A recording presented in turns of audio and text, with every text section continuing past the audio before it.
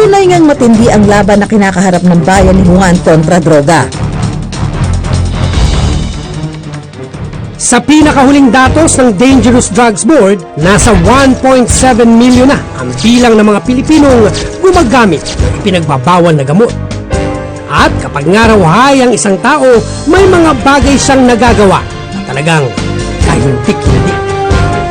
Ayon kay Angie, madalas daw siyang saktan noon ng kanyang asawa na si Rolando. Nagsiselos daw kasi ito kahit wala namang dahilan sa tuwing malalasing o makakagamit ng shabu. Sinusuntok niya ako, tayak, ganun. Nakikita ng mga anak ko, yung panganay ko nga yun pa yung umaawat. Sinasalag niya yung suntok ng papa niya.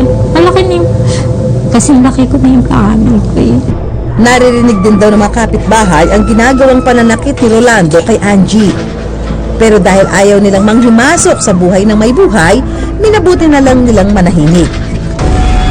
Nang minsang nag-away muli ang mag-asawa, nagpalamig muna si Angie sa bahay ng kapatid. Tingin sa kanyang kaalaman, ito na pala ang huling pagkakataong masisilayan niya ang tatlong anak. Auno ng Setyembre nito lang nakaraang taon, nangyari ang isang kagimbal-gimbal na krimen. Natutulog ako tapos ginising ako ng kapatid ko. Na tumawag daw yung pinsan ko. Pinatay nga daw ng asawa ko yung anak ko. Tapos pumunta ako doon. Hindi ako naniwala.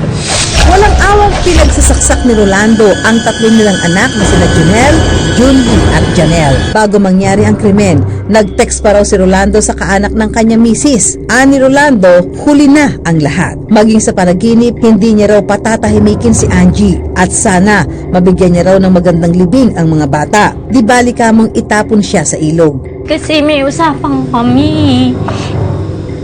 Alam niya na kinabukasan dadating ako. Hindi niya na ininintay yun eh. Dumating na yung alas 12. Yun na yung ginawa niya. Hindi niya inintay yung kinabukas. Sa lugar na pinangyarihan ng krimen, isang nakapangingilabot na mensahe ang iniwan ni Rolando para kay Angie na sinulat niya sa pader gamit ang sinasabing dugo ng kanyang mismong mga anak. Matapos patayin ang tatlong anak, sinaksak din daw ni Rolando ang sarili. Nung time na yon, nakita namin meron siyang tama sa may chest. Pero buhay siya. So immediately dinala nga namin sa hospital for medical attention. Maswerteng nakaligtas si Rolando, pero kinabukasan lang, May pumuntang pulis sa amin ng magang-maga.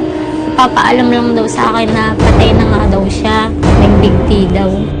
sa pinangyarihan ng karumal-dumal na krimen kung saan walang awang pinagsasaksak ni Rolando ang tatlo niyang mga anak, sinasabing may mga kababalagan daw na nangyayari. Hanggang ngayon, makalipas ang mahigit isang taon, nangungulila pa rin si Angie sa kanyang mga anak. Sobrang mahal. Lahat sila. Mga anak ko yun sa akin nanggaling. Tsaka iba yung mga anak ko, mababait sila eh. Maalala rin sa akin. Dala marahil ng depresyon, kapansin-pansin na tila napabayaan na ni Angie ang sarili. Mutot balat na siya ngayon at mababakas pa rin sa kanya ang matinding kalungkutan. Kaya naman minabuti namin siyang dalhin kay Dr. Randy Deliosa.